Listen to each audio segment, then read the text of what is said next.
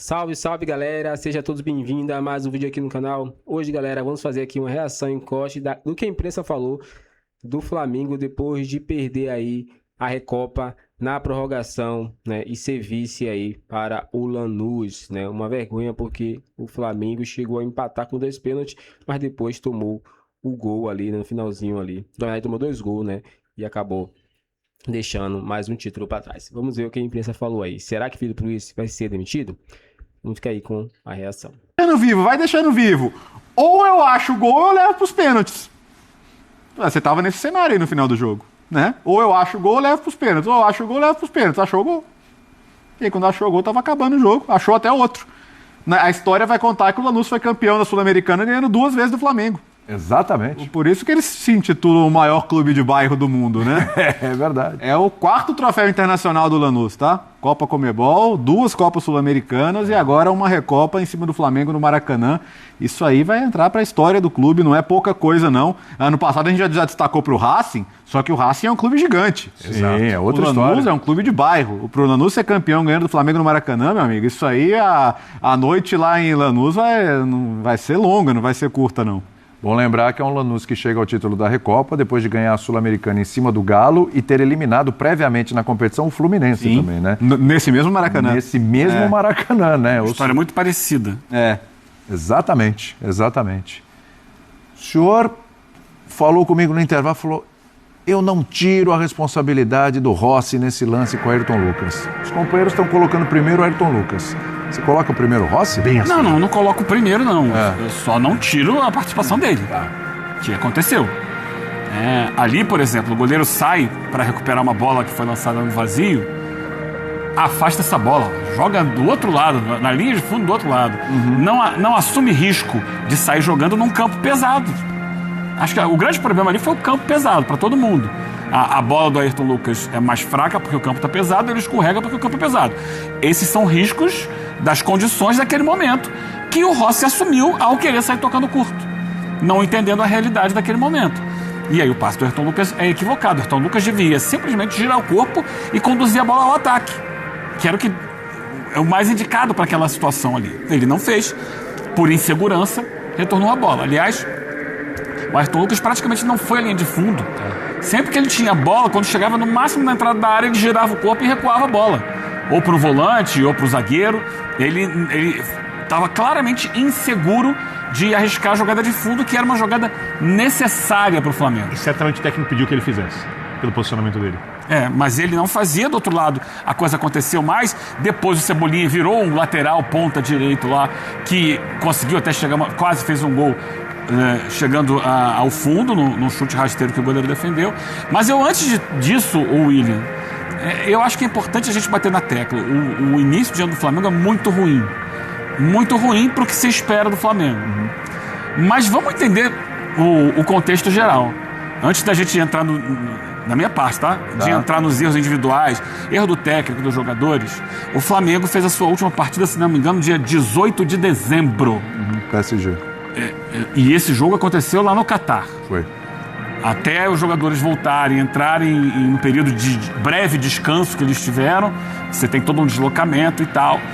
Natal, Ano Novo, 10 dias e já estão de novo reincorporados ao grupo. Você não tem férias e não tem pré-temporada.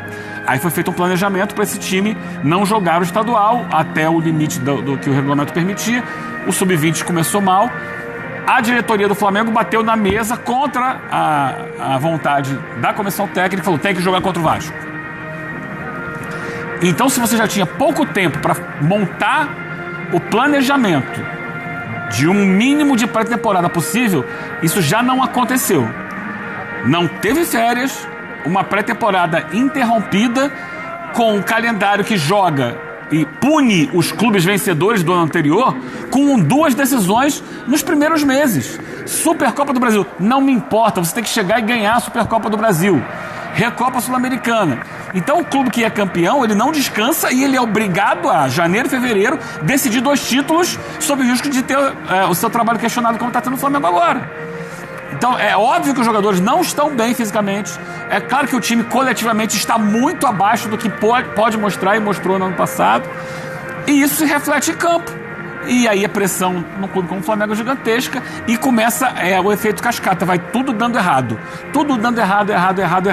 Mal comparando, está acontecendo algo parecido no Vasco. Sim. No Corinthians, o Corinthians está salvo, esse ano porque ganhou a Recopa, e a gente analisou aqui na época tudo que aconteceu naquele jogo, Supercopa Rei, lá em Brasília. Todo aquele envolvimento que o Corinthians teve para aquela partida, de torcida e tudo, aquilo tudo foi muito decisivo para o Corinthians ganhar aquele título. Mas essas equipes que não tiveram férias e não tiveram pré-temporada, naturalmente vão sofrer no início do ano. E o Flamengo está colhendo os frutos de tudo que tem acontecido com ele, porque foi jogar Mundial de Clubes, porque ganhou Libertadores, não teve férias, não teve pré-temporada e tá aí, perdendo mais um título em casa. Mas, apesar disso tudo, é preciso reconhecer o mérito do Lanús. Claro. Ele não chegou aí à toa, como você falou, eliminou o Fluminense, ganhou do Galo nos pênaltis, dentro de uma mesma estratégia. Sim. Que está provada, assim, para a realidade dele funciona. E funcionou hoje mais uma vez. Isso. Estão aí recebendo as medalhas, vão levantar a taça, a gente mostrando. Daqui a pouco vai ter o Calçade com a gente direto do Maracanã. Hoje a escalação, as mudanças para o segundo tempo seriam melhores se fosse o time que iniciou o jogo? Então, boa noite. Boa noite. Eu acho o seguinte, a derrota ela é muito pesada também por isso. Ela é muito pesada não porque o Flamengo perdeu a Recopa. Na boa, acho que o peso da Recopa para aquilo que é o objetivo do Flamengo na temporada, para aquelas que são as metas do Flamengo na temporada, não é um peso tão grande assim. Claro que é sempre melhor vencer do que perder, mas o peso não é tão grande. A questão é que o Flamengo perde a Recopa para um time bem menor e bem menos qualificado do que ele que é o Lanús, e perde justamente com escalações bastante questionáveis, né? A gente falou isso depois do primeiro jogo e eu acho que com a escalação de hoje o Felipe Luiz dobrou a aposta. Não acho que, obviamente, que o Jorginho devesse começar jogando, porque ali é claro que era uma questão física. Acho que até a escolha do Paquetá no banco não é um absurdo tão grande assim, mas como o Léo falou, eu acho que esse era o jogo para você ter o 9, para você ter o Pedro, porque você sabia que o jogo transcorreria como ele transcorreu praticamente o tempo todo, exceção feita aos 10 minutos iniciais, quando o Lanús deu uma surpreendida ali, marcando alto em cima, mas se você tirar aqueles 10 minutos, de resto, foi para variar um Flamengo com muito volume, um Flamengo com a bola no campo de ataque, rondando a área o tempo todo, mas de novo, não foi um Flamengo que criou um caminhão de oportunidades. Acho que sim, possivelmente a entrada do Pedro desde o começo pudesse ser útil, e também o Cebolinha, a retirada do Cebolinha do time titular, aí eu acho que ela não se justifica. Você pode, até não sei quem falou aqui sobre a necessidade de repente de dar uma mexida, de mudar, e eu entendo isso, mas assim, o Cebolinha não é o cara para você dar essa mexida. Acho que era outro que poderia ter começado jogando. Então acho que todo mundo, quando viu a escalação ali, com o Paquetá no banco, com o Cebolinha no banco, com o Pedro no banco, estranhou e falou, olha, acho que falou não, mas o pensamento o Felipe Luiz está dobrando a aposta.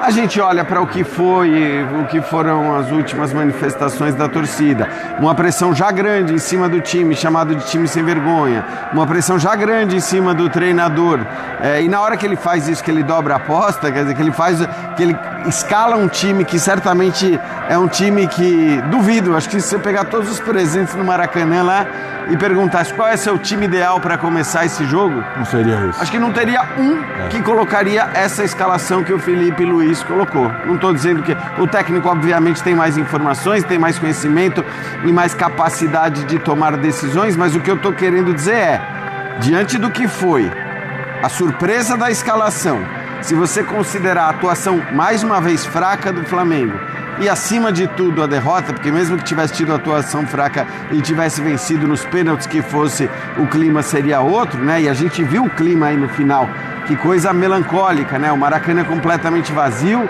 os jogadores e técnicos do Flamengo tomando chuva ali, esperando para receber uma medalha de prata. Eu acho que assim, a cena foi muito melancólica e isso tudo obviamente vai colocar uma pressão ainda maior. Tô com o Léo, seria absurdo falar em troca de técnico, né? Vamos lembrar, esse é o time campeão da Libertadores, é o time campeão brasileiro, é o time, como o Eugênio já disse, que vem de um final de ano passado e começo de ano bizarro, né? Daqueles que só o Brasil é capaz de proporcionar. Isso obviamente está influenciando também. Então assim, não estou de maneira alguma defendendo troca de treinador, porém a gente sabe que a pressão vai ser insana, como já vinha sendo. Sim, sem dúvida. Curioso, né? Em 18 de dezembro, o Flamengo quase ganhou o Intercontinental. Foi para os pênaltis com o PSG. 2 meses depois, ele está perdendo para um clube, uma competição para um clube que nem está entre os grandes da Argentina, né? Paulo Calçade, direto do Maracanã, para conversar com a gente na simplicidade daquela análise resultadista. Quando saiu a escalação, muita gente falou: se ele ganhar hoje, ele sai como gênio. Se ele perder, vai sair como burro. Eu queria te ouvir, Calçade, como é que sai o Felipe Luiz depois dessa dobrada de aposta aí que ele deu hoje e acabou perdendo esse título? Tudo bem contigo? Olá, William, olá, companheiros. Olha, pegando ganchos em todas as falas dos companheiros, tem horas que isso vale para o Flamengo também. Chega um momento, inclusive para um clube tecnicamente enorme, que tem muitos jogadores, que tem no banco de reservas uma equipe que ninguém tem. Tem horas que você tem que simplificar. E o que faz o Felipe Luiz? Ele chama para ele toda a responsabilidade, toda. Chamou na Argentina e chamou hoje também.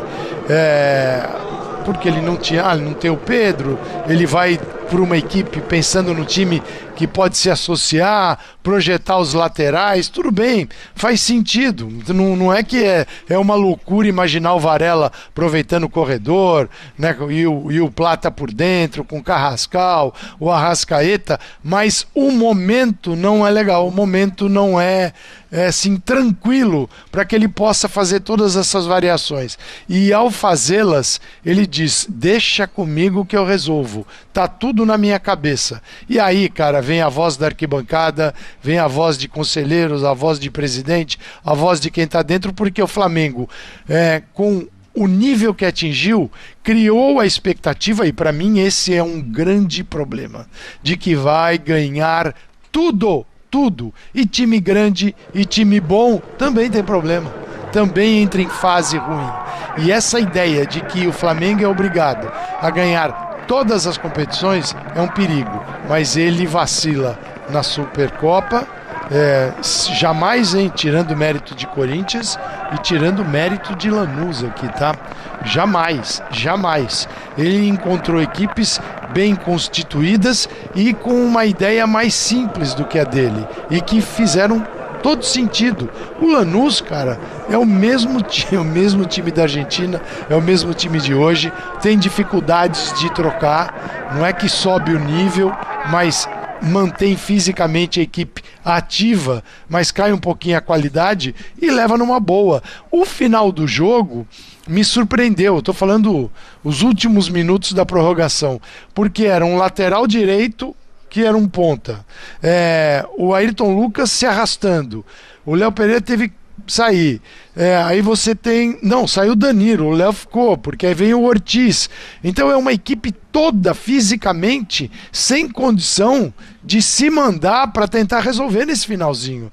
Eu vi ali o Flamengo com uma postura que era: peraí, calma, vamos tentar, mas acima de tudo, se não der, tem os pênaltis. E o Flamengo toma um gol numa bola parada. Então é isso, galera. Chegamos ao fim de vídeo aqui no canal, né? Vimos aí a imprensa falando um pouquinho sobre essa situação aí do Flamengo, que acabou perdendo mais um título aí, né? E decepciona na final no Maracanã. E a pressão em Felipe Luiz só aumenta, né? Acredito que daqui pra frente aí, qualquer vacilo que ele tiver, a demissão é certa. Na verdade, já está na mira aí, né? De ser demitido, porque ele vem tendo convicções totalmente contrárias de que todo mundo que entende futebol, assiste futebol, tá comentando, e ele faz totalmente ao contrário. Parece que é de birra, né? Mas dessa vez custou aí um título ao Flamengo. Mas é isso, torcedor. Qual a sua opinião? Põe sua opinião aqui pra gente, inscreva no canal e até o próximo vídeo.